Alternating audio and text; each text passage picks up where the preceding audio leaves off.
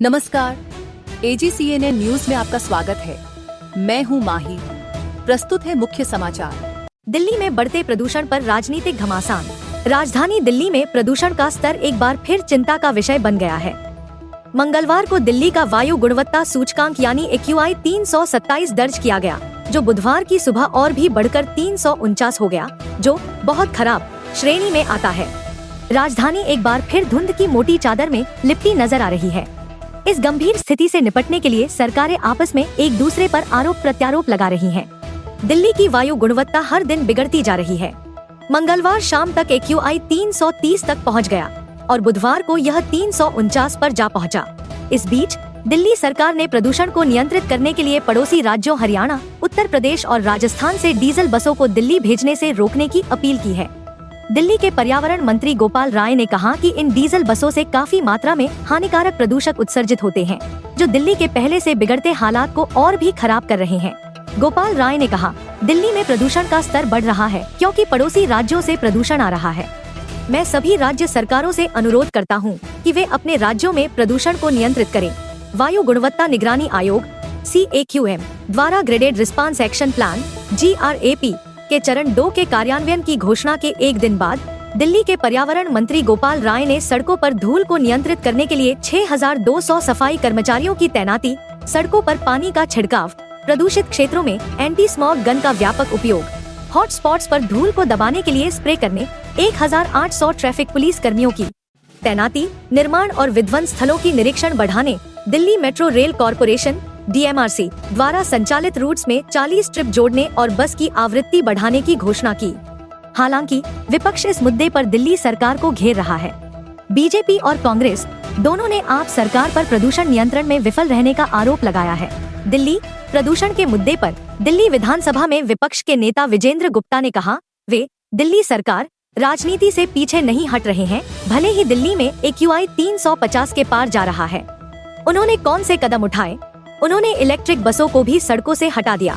अगर बेड़े में 800 इलेक्ट्रिक बसें हैं तो फिर सिचुएशन में भी जब दिल्ली में AQI 350 के पार जा रहा है, ऐसे में भी राजनीति से बाज नहीं आ रहे हैं। क्या कदम उठाए इन्होंने तो जो इलेक्ट्रिक बसेज है वो भी ऑफ रोड कर दी।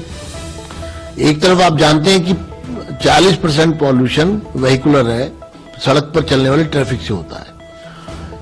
एक हफ्ते से 300 इलेक्ट्रिक बसेस तो पहले ही ऑफ रोड है क्योंकि आपने उनकी पेमेंट नहीं की है। दूसरा 500 न्यू ब्रांड इलेक्ट्रिक बसेस जो आपके बेड़े में खड़ी हैं और क्लस्टर बसेस हैं और उनको आप सड़क पर नहीं ला रहे हैं। उसका क्या कारण है?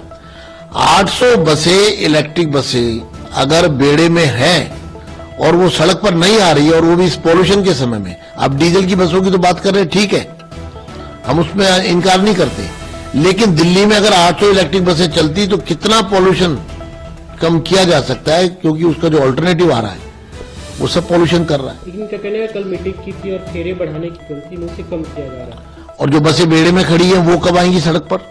फ्रीक्वेंसी कम करने की बात आप कर रहे हैं, लेकिन जो बसें बेड़े में खड़ी हैं, DTC के डिब्बों में खड़ी है इलेक्ट्रिक 800 बसें, वो सड़क पर क्यों नहीं आ रही है?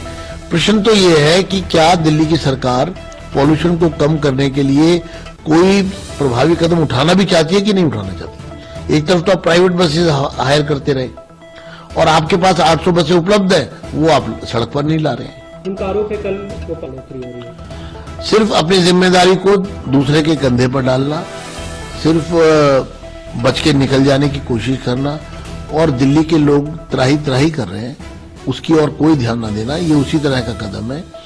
आप ने कोई प्रभावी कदम दिल्ली में नहीं उठाया है। आप सिर्फ पत्र लिखकर एक राजनीतिक दावपेच कर रहे हैं और इससे ज्यादा कुछ नहीं है। दिल्ली की आम आदमी पार्टी पिछले 10 साल से सत्ता में है। हर वर्ष जब इस तरह की स्थिति उत्पन्न होती है तो इसी तरह की बयानबाजी होती है, लेकिन हम ये जानना चाहते हैं कि आपने हजारों करोड़ रुपया पॉल्यूशन को कम करने के लिए दिल्ली में के खजाने से खर्च किया, लेकिन उसका इम्पैक्ट क्या है? आज यमुना मैली की मैली है, आपका एयर पॉल्यूशन बढ़ रहा है, आपका ग्राउंड वाटर पॉल्यूशन बढ़ रहा है, आपका यमुना पर हजारों करोड़ रुपया खर्च हुआ। आपने कहा था डुबकी लगाऊंगा, तब अगली बार चुनाव पे वोट मांगने आऊंगा, कहाँ गया सब? सब स्थिति तो दयनीय है, बहुत ही अलार्मिंग है। लोग परेशान हैं, जहरीली हवा में सांस लेने के लिए दिल्ली के लोग मजबूर हैं। और दिल्ली की सरकार और दिल्ली के मुख्यमंत्री, जिनको मैंने पत्र लिख करके भी कहा है कि आप प्रदूषण को कम करने के लिए आपके जो प्रयास हैं वो नाकाफी है और वो प्रभावी भी नहीं है, और आप सिर्फ लिप सर्विस करके अपनी जान बचाना चाहते हैं। वीरेंद्र सचदेव ने कहा, दिल्ली का मौसम और प्रदूषण पंजाब और हिमाचल प्रदेश से आने वाली हवाओं पर निर्भर करता है, लेकिन दिल्ली के पर्यावरण मंत्री राजनीतिक कारणों से हरियाणा, उत्तर प्रदेश और राजस्थान पर आरोप लगाते रहते हैं। देवेंद्र यादव ने कहा, पिछले 11 सालों से राजधानी में प्रदूषण की लगातार बढ़ोतरी से साफ है कि करोड़ों रुपए भ्रष्टाचार में बर्बाद हो रहे हैं। बीजेपी और आप को राजनीति करने के बजाय प्रदूषण को नियंत्रित करने के लिए सकारात्मक काम करना चाहिए। यह स्पष्ट है कि प्रदूषण के इस गंभीर मुद्दे पर राजनीतिक बयानबाजी जोरों पर है, लेकिन सवाल यह है कि इससे आम जनता को क्या राहत मिलेगी? क्या सरकारें मिलकर इस संकट का हल निकाल पाएंगी या यह मुद्दा सिर्फ राजनीति का अखाड़ा बनकर रह जाएगा? फिलहाल दिल्ली के लोग इस प्रदूषण की मार झेल रहे हैं और विशेषज्ञों का मानना है कि आने वाले दिनों में हालात और बिगड़ सकते हैं। दिल्ली की हवा अब बहुत खराब श्रेणी में है और अगर तत्काल कदम नहीं उठाए गए तो यह संकट और भी गहरा हो सकता है। तो क्या दिल्ली के लिए कोई स्थायी समाधान निकल पाएगा या हर साल की तरह यह संकट बना रहेगा? यह देखना बाकी है। फिलहाल हमें अपने स्वास्थ्य का ध्यान रखना चाहिए और जितना हो सके प्रदूषण से बचने की कोशिश करनी चाहिए। इसी के साथ आज के बुलेटिन में इतना ही। ताज़ा खबरों के लिए देखते रहिए AGCNN न्यूज। आज के लिए बस इतना ही। नमस्कार।